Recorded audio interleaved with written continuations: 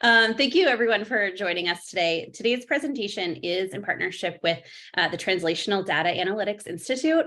I think Brian will be putting some information on both the Research Commons and TDAI in the chat if you're not familiar with either of those units.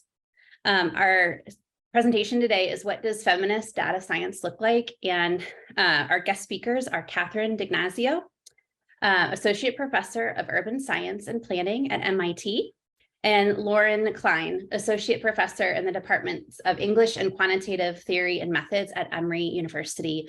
We're very excited to have you here with us today. I will turn it over to you. Thank you.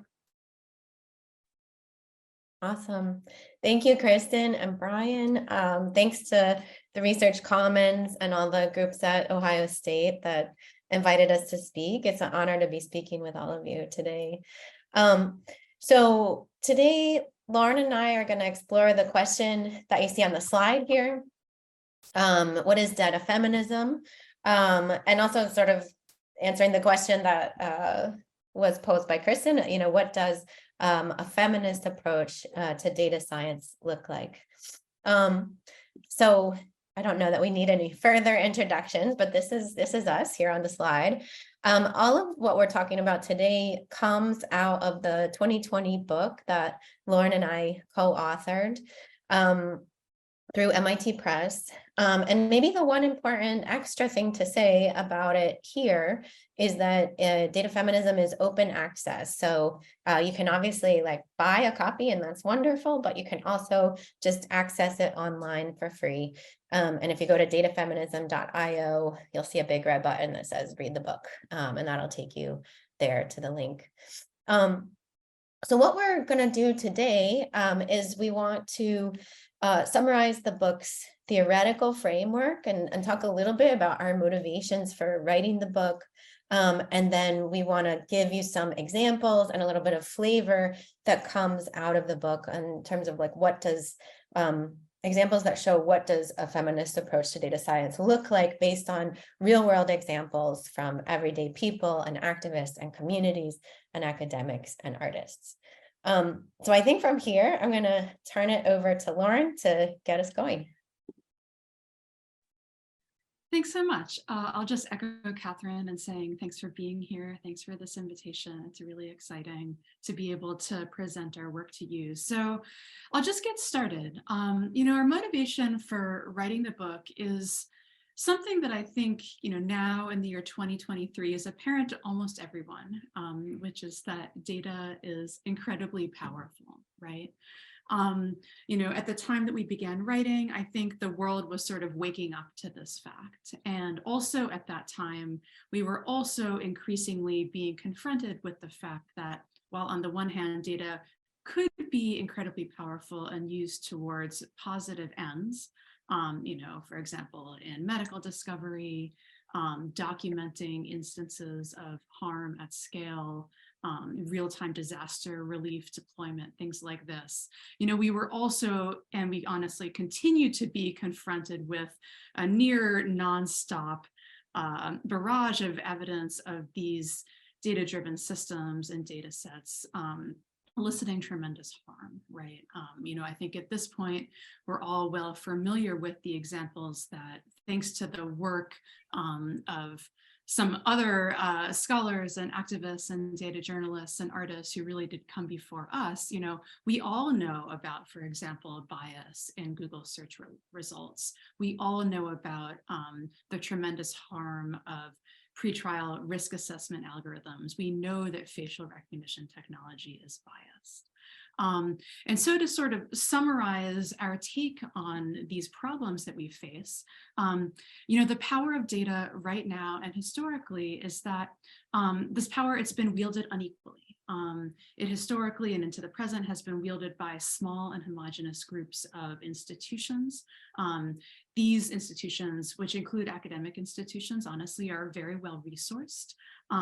These are the ones who have the ability, again, both financial, but also technical and political, to design and deploy these data systems for their benefit.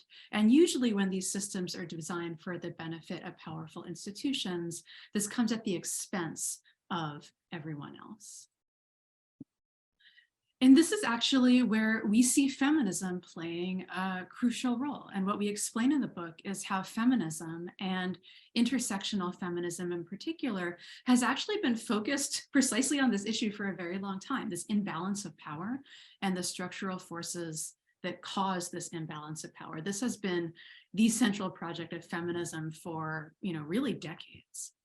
And so if you want to put this in sort of more contemporary terms, right now there's a lot of conversation around sort of like the brittleness of AI systems, right? And this means like systems are optimized for certain situations or certain groups, but not optimized for others. This idea that systems, not necessarily technical systems, but social system, cultural systems generally are optimized for certain groups and not others. This is not news to feminists, right? This has again been, something that feminists and feminism has long been centrally concerned with. Or, the eternal problem of biased training data, right? This idea that, how could it be possible that our training data is biased? Again, this idea that bias is in effect baked into the cultural record and even the scientific record. This has been the subject of feminist science and technology studies scholarship for decades. And so what we try to do in the book is explain how these issues that have been explored and unpacked by feminist scholars and feminist activists, this really has a lot of application to the problems that we're facing right now with data science. So I'm going to pass it back to Catherine for the next part. So, but before we dive in and tell you a little bit more about the structure of the book, we like to do a little bit of level setting because we never know exactly sort of who's in the audience, what relationship you might have or not really have with this word, this body of knowledge called feminism. So just to be sort of specific about the feminism that we're talking about, we start from the basic belief that feminism is about equal rights for all genders. And so if this is a belief that you subscribe to, that all genders should have equal rights, that is a feminist belief. And it's kind of like the motivating factor of feminism. And yet, something so basic is, if you look around, it's very easy to see that belief is not realized in practice in the world that we live in. So a commitment to feminism means taking political action. It means action to realize that belief in the world, to realize equal rights for all genders. And then thirdly, feminism is an intellectual heritage, meaning that we can rely on all of the amazing people who have come before us to create theories of power, to challenge power, to do writing and activism and artistic works. In the feminist tradition, there's these like kind of standing on the shoulders of your forebears. And this is very exciting because feminist gives us a set of theories and ideas and like a whole kind of diverse body of knowledge that helps us to understand and to challenge unequal power. And I think we would say to help us face these problems which appear to us to be new, often like bias in algorithms or algorithmic systems, but which in fact, if we look at ways that feminists have theorized unequal systems prior to algorithms, so much of that already applies. So it's like there's so much there to analyze, things that we think are new, but are in fact quite old problems like sexism and racism. And then this brings us to the final aspect of our grounding of what we mean by feminism, where our book is grounded in intersectional feminism. And again, I'm not sure how either new or basic this idea is to people in the audience, but we like to be very explicit about this. Intersectional feminism, it is a concept out of Black feminism, largely due to some of the folks you see here on this slide, as well as to people who came before them. Black feminists have, in a sense, always been the proponents of intersectional thought. And the key insight from intersectional feminism is that we cannot only look at one axis of oppression, meaning we cannot only look at gender, or sexism, but we have to understand the ways in which those forces combine and interact. So how does sexism and racism interact with each other? How does sexism, racism, and colonialism interact with each other? And this is really a concept that, although it has a lot of intellectual precedence, this is a term that was created by Kimberly Crenshaw, who you see here on the bottom right. And she was theorizing specifically from the experiences of Black women. And so the experiences of discrimination that they faced were not reducible to sexism, and they were also not reducible to racism. We had to look at how those forces combine and intersect. And the key thing to understand about intersectionality, which is something that I think gets sometimes overlooked, is that it's not about our own identities, like the identities that we ourselves embody, such as like I am a white woman or I am cisgender. But what it's trying to do is describe how structural forces of power interact. So meaning racism and sexism, not my individual gender or my individual race. I mean, it certainly manifests in those ways, but the forces themselves are structural. And so the key insight from intersectional feminism is that it's not only about women, it's also not only about gender, but it's really about power. It's unpacking how these complex systems of power interact with each other and what the consequences are. So who is empowered by these forces of inequality and who is disempowered. So what we do in the book is we use the teachings of intersectional feminism along with other ideas from feminist activism and critical thought. And then we arrived at these 7 principles that, again, for us and our process of developing this book, these were some of the ideas that we inherit from feminism that are most salient to think about as we are working with data science.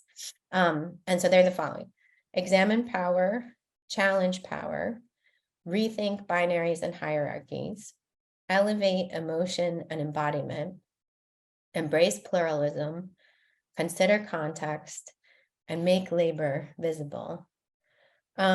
And maybe the key thing I'll draw your attention to, because it relates to what we were just talking about. Oh, and I should say, this is how the book is structured. So in fact, each of these principles has a chapter in data feminism.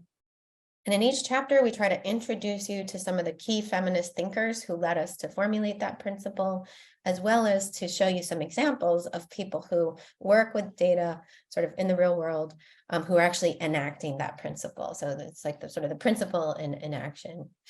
And then the key thing to see here, we're going to take these in turn and show you some examples. But one thing I'll call your attention to here is that there are actually 2 principles and 2 chapters devoted to power. So this idea of examining power and challenging power.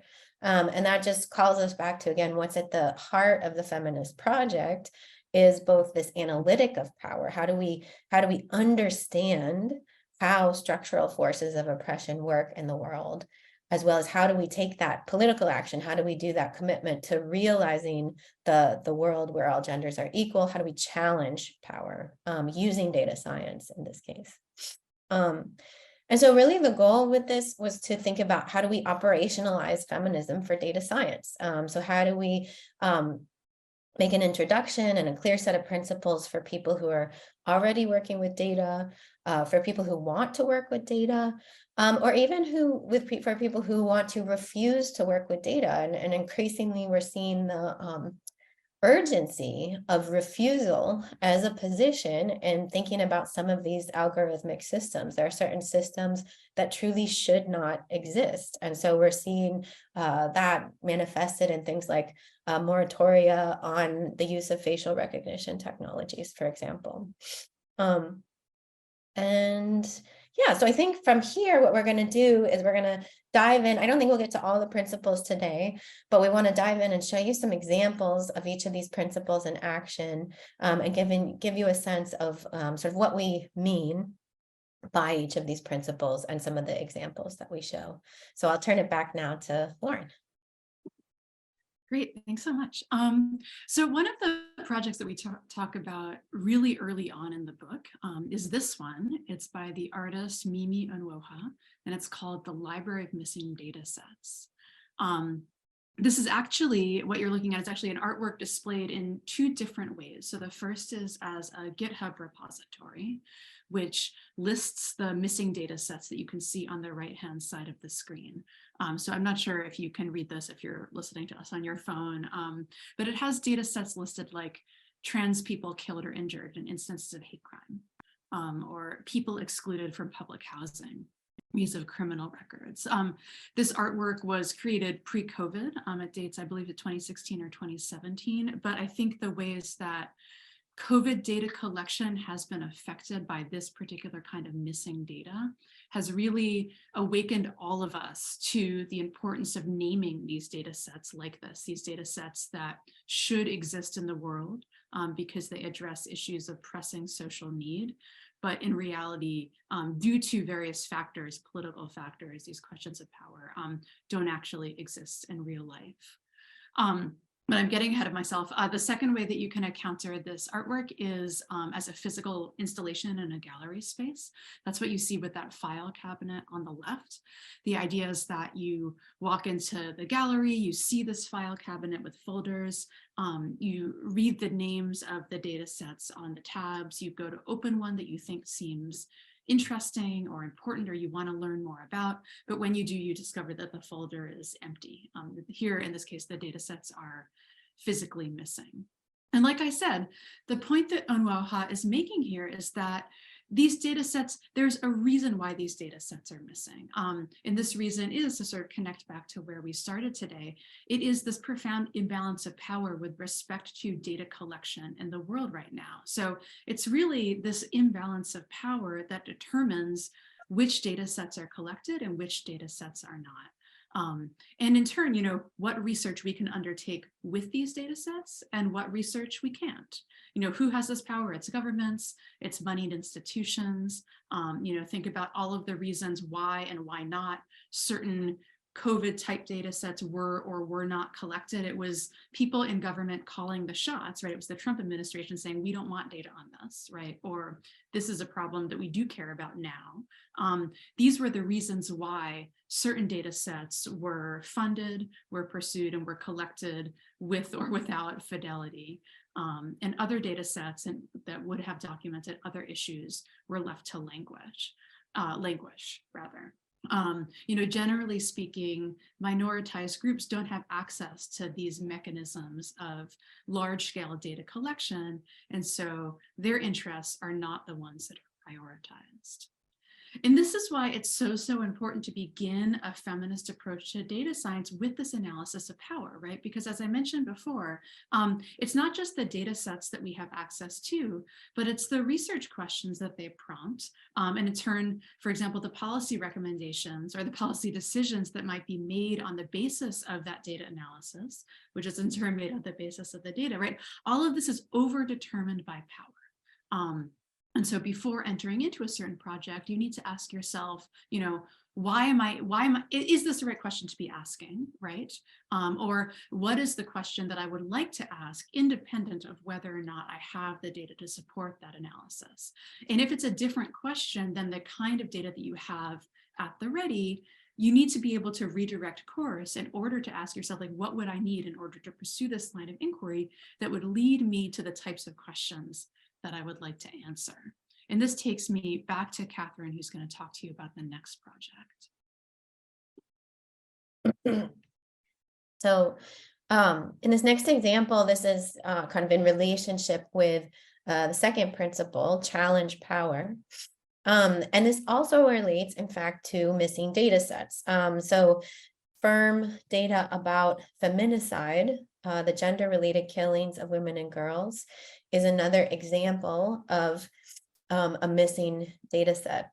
And so in the book, we tell the story of Maria Salguero, who is a Mexican citizen, who she resolved to head straight towards the problem and collect the missing data herself.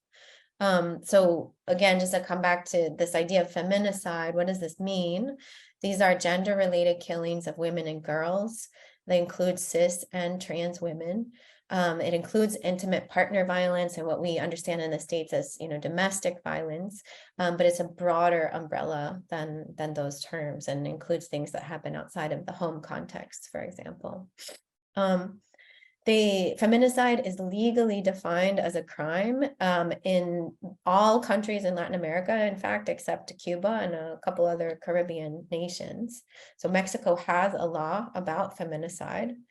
However, the state does not systematically collect data about feminicide, which is one of the demands of the feminist movement. So frustrated by the lack of formal action, Maria Salguero basically decided in 2016, she was working with a feminist journalist organization and said, well, I have data skills and a background in this. I'm going to try to collect this data myself. And she started what she thought was a kind of couple weeks project and has turned into a many multi-year project.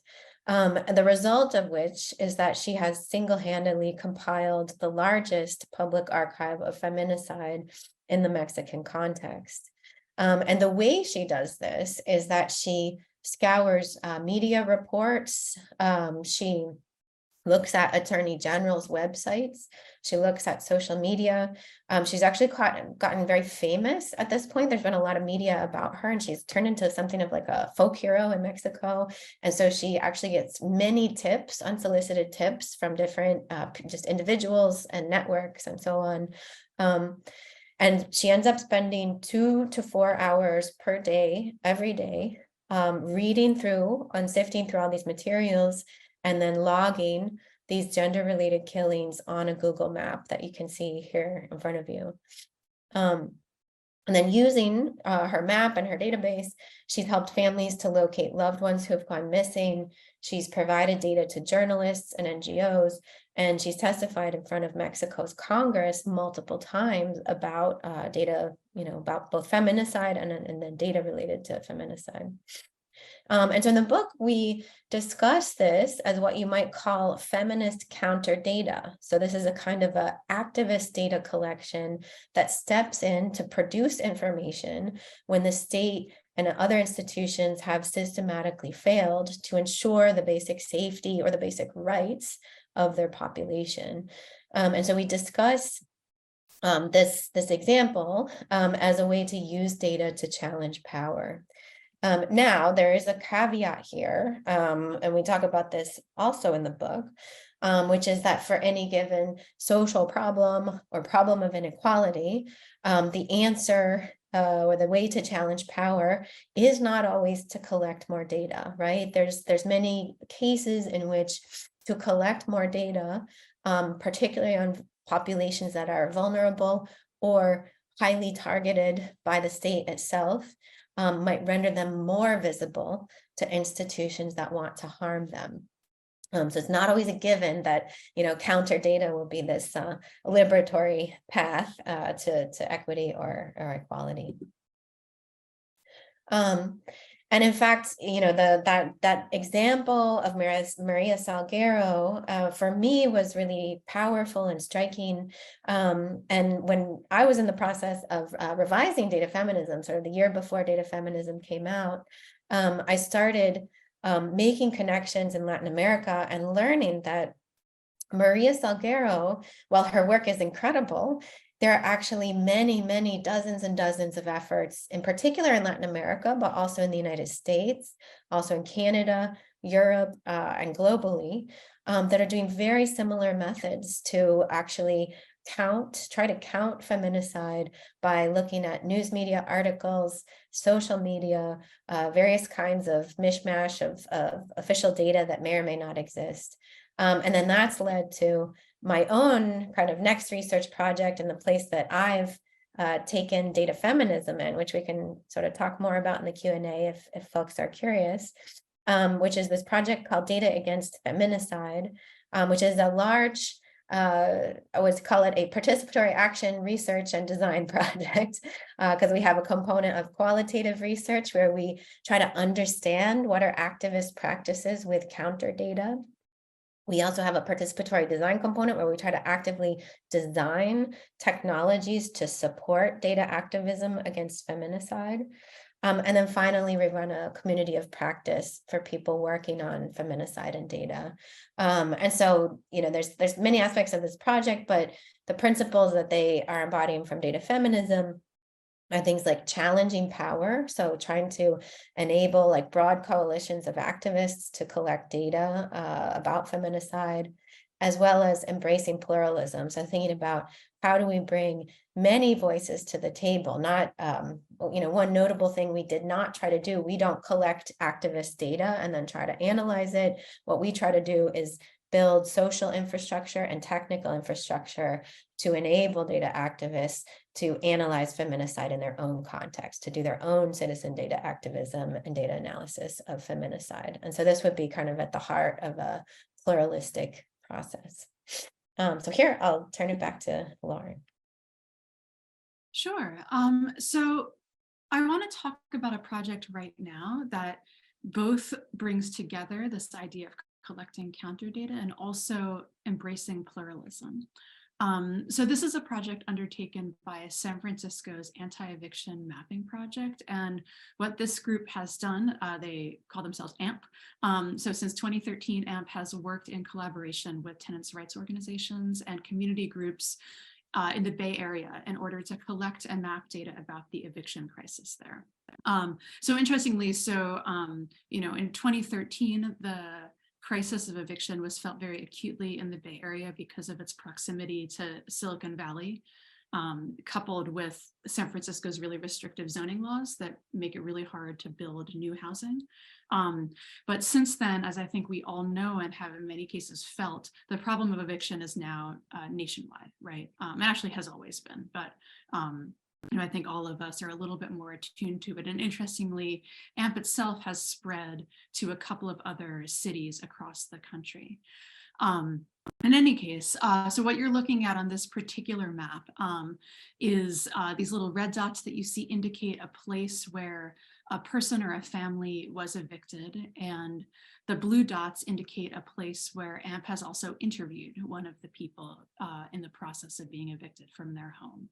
And if you click on one of the little blue dots, it brings up one of the interviews, like the one that you just see screenshotted on the right.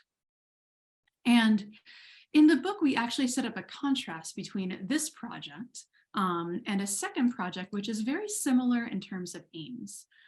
So there's another project called the Eviction Lab, and this is on the next slide, and it's based at Princeton University. So the Eviction Lab's goal is to present a national picture of the eviction crisis.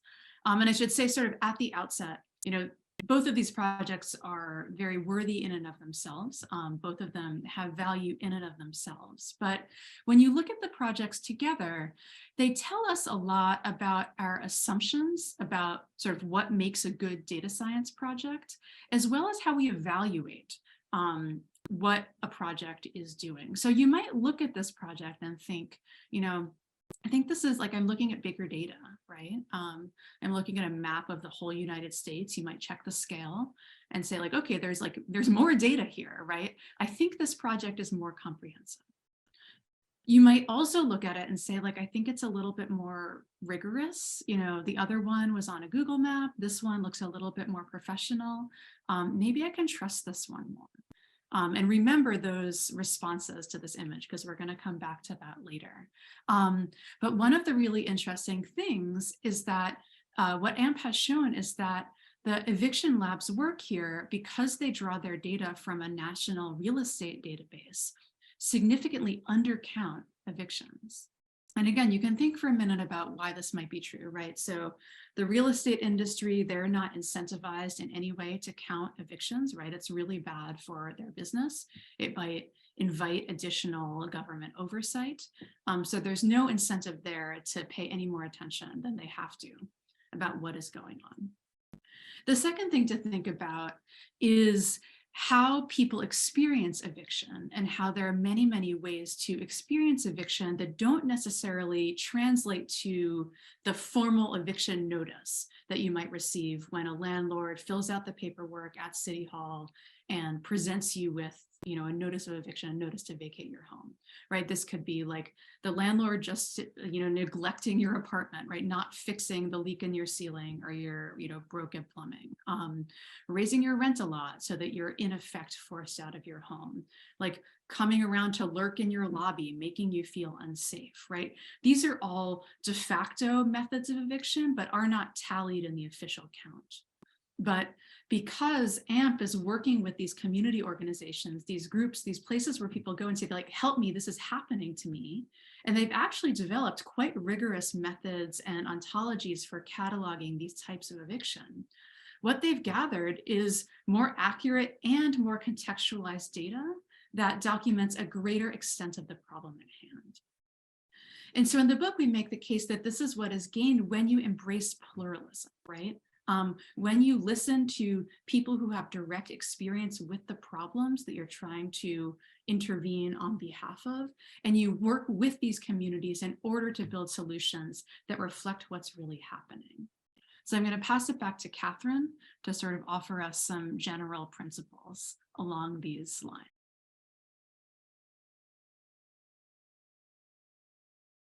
Sorry, I should unmute myself.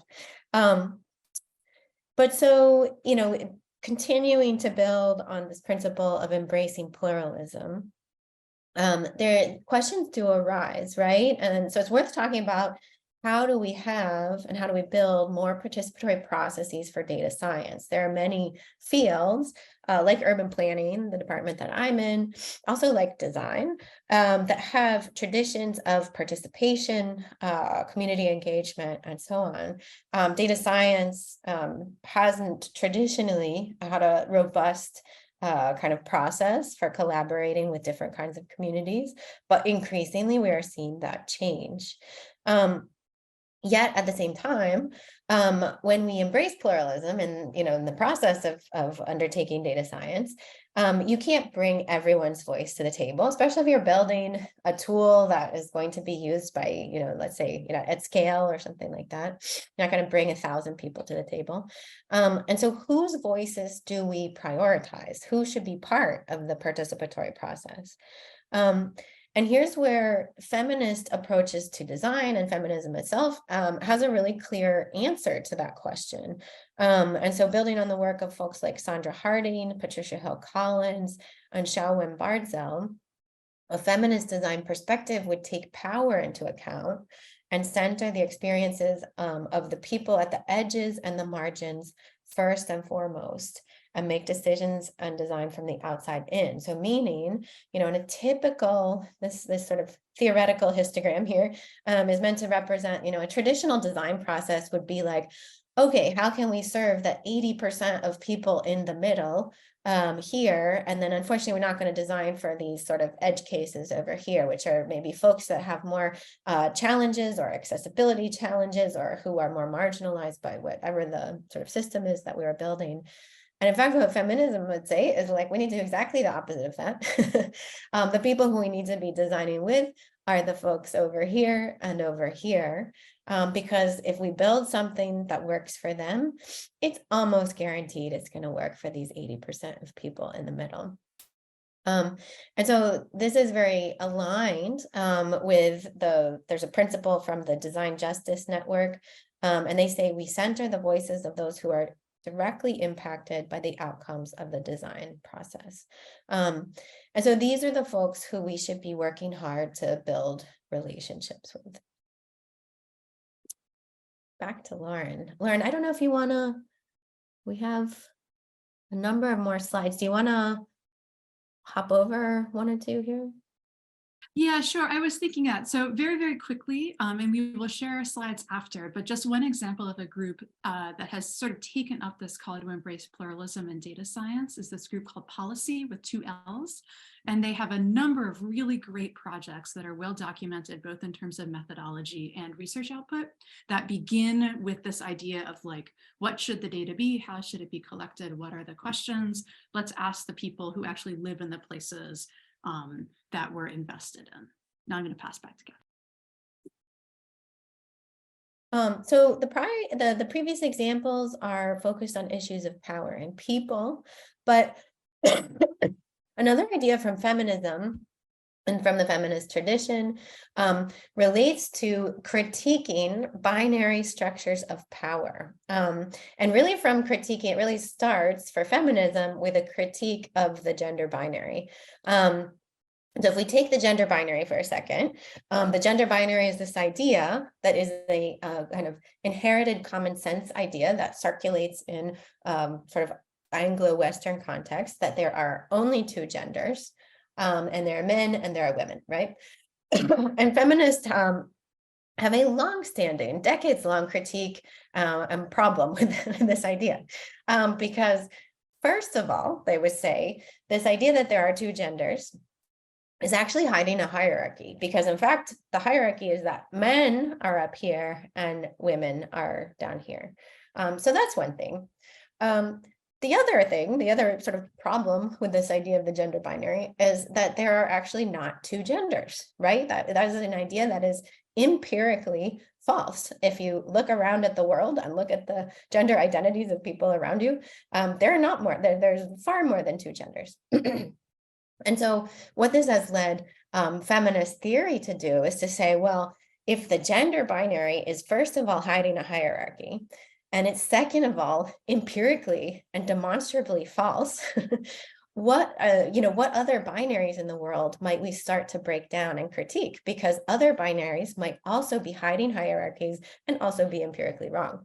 And so some of the other binaries that feminist theory has tackled are things like this false binary between nature and culture, the false binary between subject and object, and then the one that this next example takes up, which is the false binary between reason on the one hand and emotion on the other hand.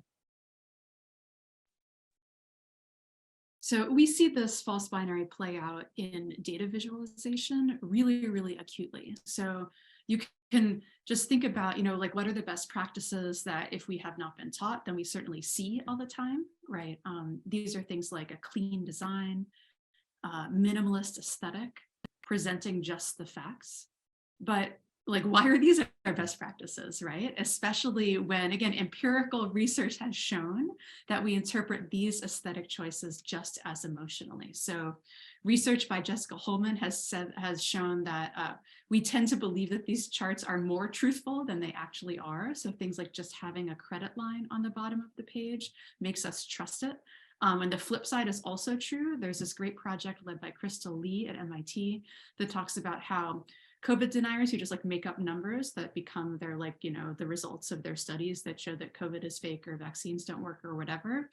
They accompany these made up numbers with objective seeming kinds of charts, like bar charts, time series charts, things like this, because they know that people will trust them more. So we want to take a minute to think about the opposite, right?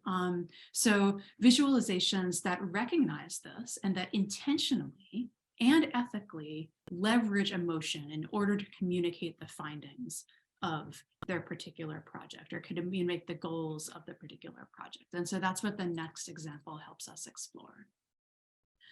So what you're looking at here are actually screenshots of an animated visualization. It's the number of gun-related deaths in the United States in a particular calendar year. So you're looking at 2018 in this slide.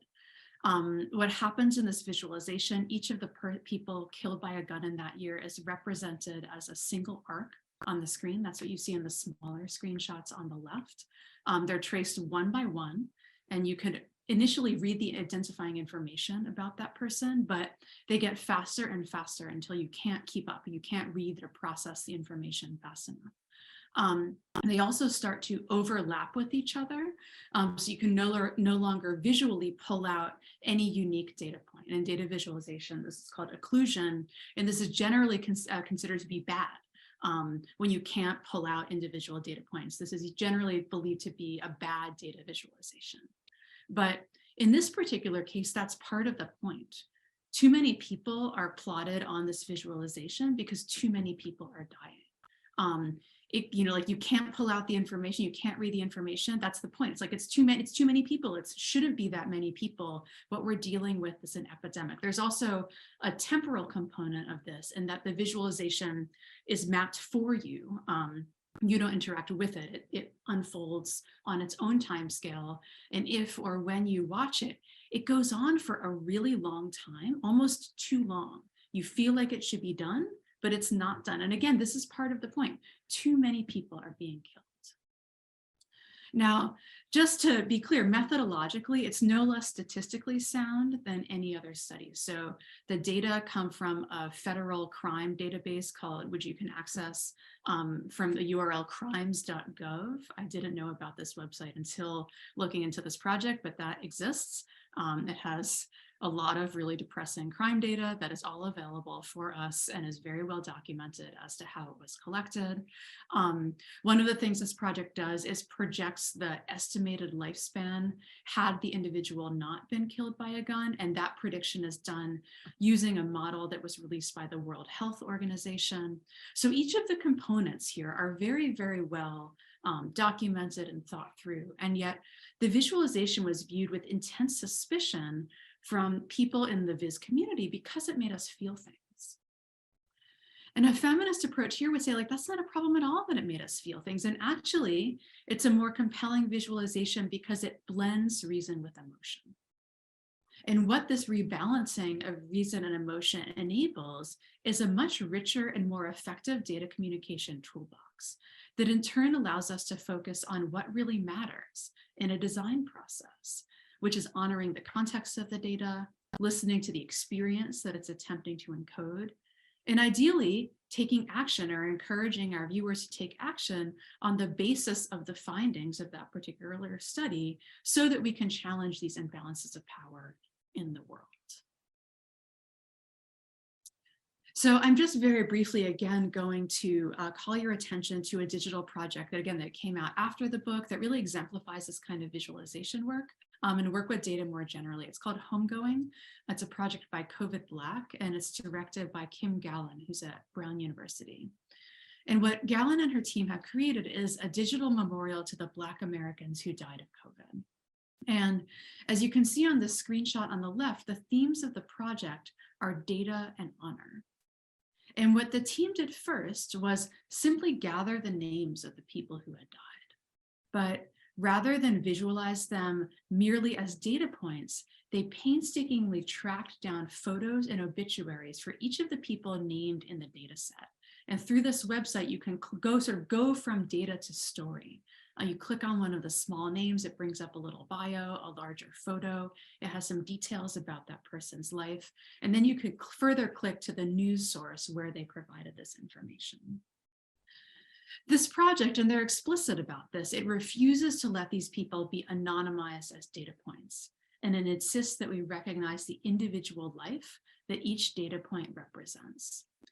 And the reason why they call this project Homegoing, and this is again explained on the website, so homegoing in more generally in the African-American tradition is a way of celebrating and paying respect to Black people in death in a way that is not often accorded to them in life.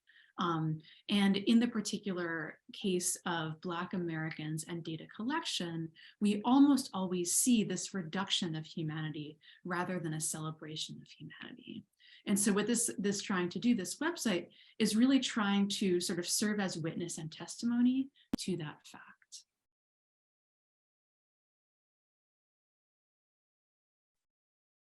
All right. So just to sort of close up, the final point I think we want to make before the Q&A, which is probably obvious from the examples that we've shown, but data feminism really requires an expanded definition of data science. And so our data science the data science we are talking about is not defined by the size of the data set or the credentials of the people undertaking the work. These kind of concerns are continually used to exclude women and people of color from the field, as well as to exclude work whose contribution is socio-technical rather than purely technical. But if we expand our definition of sort of what counts as data science, then we can see clearly that some of the most exciting work in data science today, especially if we're at that intersection of like, what does it look like to actually use data science in the service of justice? The most exciting work at that intersection is being undertaken by artists, by journalists, by humanists, community organizers, librarians, activists, and so on. And some data, like some, self-identified data scientists also. And so some of this work does look like traditional data science. And we certainly draw from, kind of academic data science in our book. But many other work looks like artworks or like data journalism pieces, or even like this community data mural by a group called Data Therapy that you can see here on your screen at the bottom of the slide. So we have hundreds of examples like this in the book, which we selected to illustrate our points and try to inspire readers to action.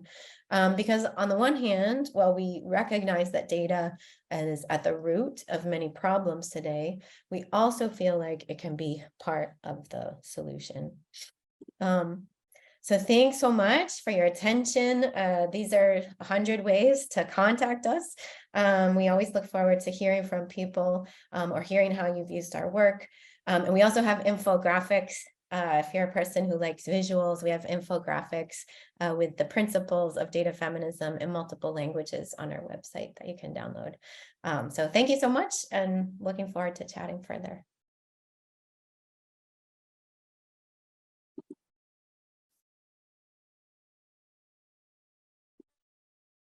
Thank you. Brian, did you want to go ahead with the Q&A then? You mean as people raise their hands, we unmute them and allow them to talk? We can do that. And I think we have a few questions in the Q&A as well. One of them is about a key to the map. So we may have to follow up on that one later to clarify which map you're looking for the key. But we have a couple of other questions as well.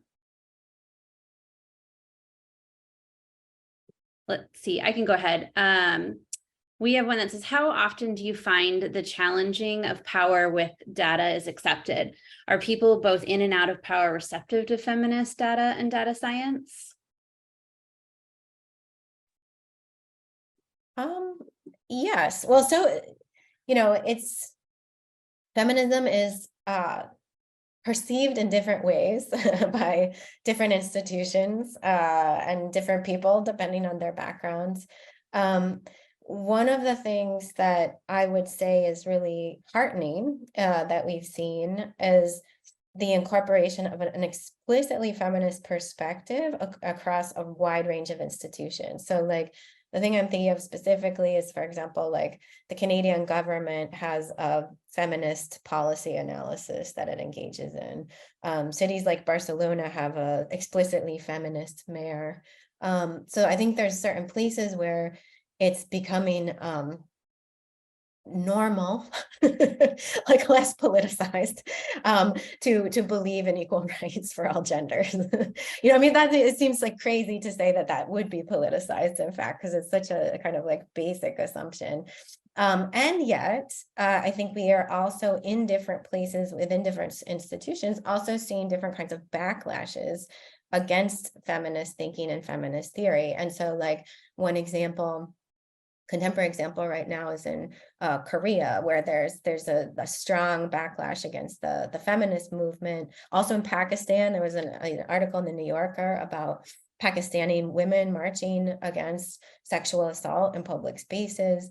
And there's kind of powerful anti-feminist movements as well. So, I mean, it's, yeah, so I think there are ways in which it's becoming more normalized, and then there are contexts where it feels more politicized. But I think I'll speak just for me in this case, like I'm very hopeful because we've seen data feminism being taken up by people in international development, in policy, in activism, and in a wide variety of sectors where I think it does have the power to influence things in a positive direction and shape data ethics so that when we are undertaking work with data and statistics, it is more inclusive and it's more liberatory, working towards a more transformative future that can include everybody. But Lauren, I don't know if you have something to add there. Yeah, no, that was a beautiful encapsulation. The one thing that I will say is there's often a point that happens once people commit to a feminist approach to data science, when they recognize that the problem cannot be solved with data science. And that is really the moment when that's sort of like the moment of truth, right? Because like you or me, like as a data scientist, the moment when you say, I've taken my data analysis as far as it can go, but this problem, if it's really going to be addressed, isn't a problem that can be solved with the tools that I have. I need the knowledge and the experience that comes from someone else. And I think the ability to recognize when the sort of the limits of the data and when you need to turn to either qualitative research, historical research, or people who aren't doing, formal research at all, but actually have a lot of just lived experience that is also a form of knowledge. That I think is in a way the harder commitment, because we are so trained in our disciplines and our methods that it's often very hard to admit to the limits of the work that we do. And so that's probably my, for all of you who are listening to this and saying like, great, I love this, I want to do this in my lab, like bringing everyone on board, just like, be attuned to those moments when you're like, uh-oh, like the things I know, like when I do this, me, Lauren Klein, like the things I know aren't going to work anymore, and be open and respectful and willing to bring in different forms of expertise into the project. Thank you. The next question is the limit of pluralism individualism? What prevents us from working from an individual perspective rather than a plural one? Yeah, I think one of the big barriers is this idea, which, again, if we look to like the history of individualism, or this idea, like it is a cultural idea, this idea that we're individuals, right? And it's a Western idea. It's an idea that we inherit from sort of Western European colonial sort of places, Enlightenment era. And so like there's many other ways of thinking about our place in the world rather than as like autonomous individual beings, right? And so I think so yeah, to a certain extent, I do think that individualism and pluralism are at odds with each other, or maybe the other way to say it is that embracing pluralism is a kind of way to actively fight against this idea that gets impressed upon us every day that we're individuals, and it gets impressed upon us through different kinds of incentives and structures. Like if we think about academia, the structure, the profession that Lauren and I are in, often collaboration is looked on with suspicion. You get promoted based on individual accomplishments. It's better to be seen as being like the single author versus the collaborative author, or else people are suspicious of, what was your role anyway?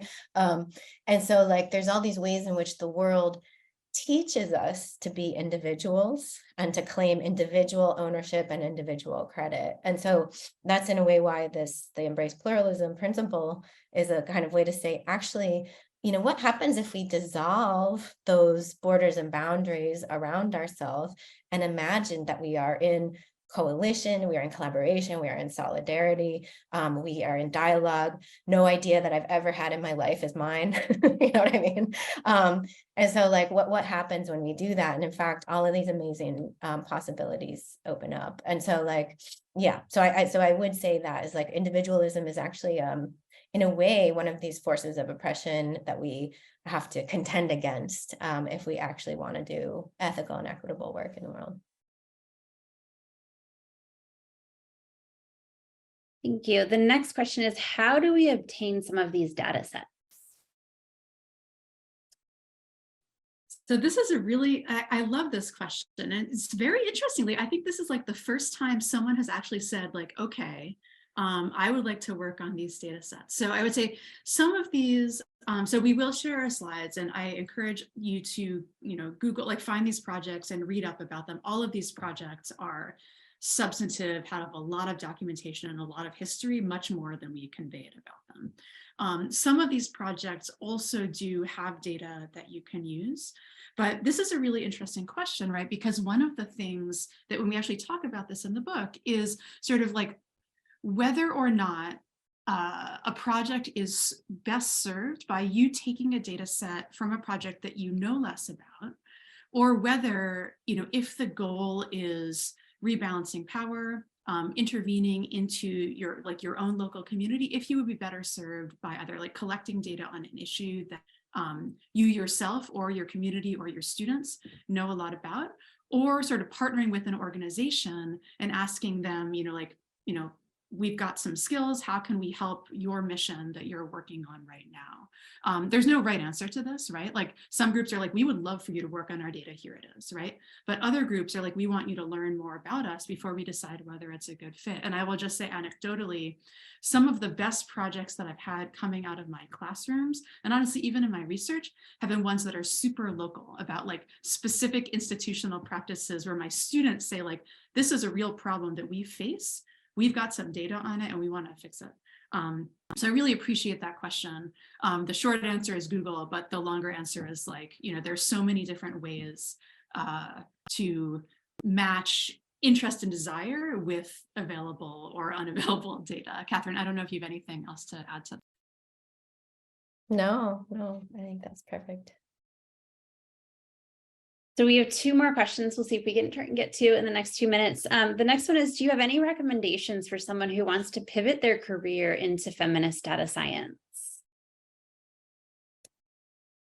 I mean, reading, if this is new, I think reading and maybe joining up with some book clubs and various kinds of places in which data ethics are being discussed. And I think one of the really wonderful things that Lauren alluded to in the talk is that, since the book has come out, this area has really exploded. Like, I think there's a lot of interest in not only feminist data science, but ethical data science that could come from a variety of different perspectives.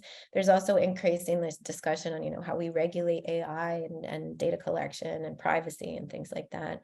So I think reading and then getting connected to the community of people that are sort of thinking about and talking about these things is a good first step. And then I don't know what this asker's background is, but I think, at least from my own standpoint, I think it's important to read and study not only on the sort of feminism and ethical approaches side of things, but also on the sort of concrete technical skills side of things. Because I think for me, the most creative parts of kind of how do we innovate or bring a feminist or more equitable approach to data science comes from a kind of deep or at least basic understanding of actually how things work and like what are these different analytical methods, kind of like what is possible with data science, and then bringing in the feminist knowledge of thinking about like, well, what does it look like to do that with a feminist approach? And you really need kind of both of those things to be able to do them well together. And actually, maybe I'll pass that to Lauren, because Lauren, I feel like you do that really well, because Lauren's doing all this amazing work on like natural language processing and stuff like that. So. Yeah, no, I mean, again, this is really a great question. I think, I think Catherine honestly answered it. Like, those are the practical things to do. But the other thing is really just to tell yourself that you can do it. Like, I believe this very strongly. Like, you just need to tell yourself, like, I am a smart person. There is nothing that is so impenetrable that I cannot understand. And one of the other really nice things about the world right now and the internet right now is that there's so many different resources online, like maybe soon to be displaced by bots brought about by ChatGPT, but that's a whole other panel. But like right now, there's like a lot of different levels of the same kind of material. And so I actually really, really just encourage you, like none of this is that complicated. There's always certainly there's always more you can learn, and there's always a deeper level, but there's also like a higher, more intuitive level where you can understand something in the abstract sense. And that's enough to allow you to participate in a conversation. And so I think sort of like authorize yourself as a learner, and avail yourself of the wide range of resources. And I think, again, it's like women and members of minoritized groups, are often feel less self-authorization than those in dominant groups to do this. But there are so many resources out there, and they're not inaccessible at the right level for pretty much anyone. So that's my note of closing hope. Thank you. So we are, we're a little over time. The presentation did end at 2, but there is one more question. Would you mind a few extra minutes to answer that final question? And for those that do have to leave, thank you so much for attending. But if you're okay with that, there's just one question left. Sure. Yeah, no, I see that. And I know that this has resonance in Ohio as well. So just like sort of a practical note. So I actually left Georgia Tech, which is a state school, and I moved to Emory, which is a private institution. And I left right around the tipping point in the state of Georgia. So the last year that I was at Georgia, like our department got not Freedom of Information Act requested, but the state level open records requested by the anti-critical race theory people. You know, like we all had to turn in our syllabi and things like this. But I was not there to see the aftermath of that. They eliminated tenure the year after I left. Obviously, the 6-week abortion ban has gone into effect this year in Georgia. And so in many ways, I personally have avoided a lot of the most harmful impacts of this. You know, I think, you know, they're like, the answer is really depressing, which is it's hard and scary. And that there's, you know, as state employees with decisions being made by political people as opposed to educators, you are often sort of at the whims of people who don't understand the value of what we do and the necessity of what you do. And that's really, really hard. But I think, you know, and again, like I'm not the right spokesperson for this, honestly, because I left. Because the message is like, you know, like we see this, right? Like this, but this is the goal, right? Like the goal of these state legislatures, like for us, it's the Board of Regents, I don't know what it's called in Ohio, but is to get people to leave because they do not want to see public education enduring because of the tremendous value that public education has and historically has had.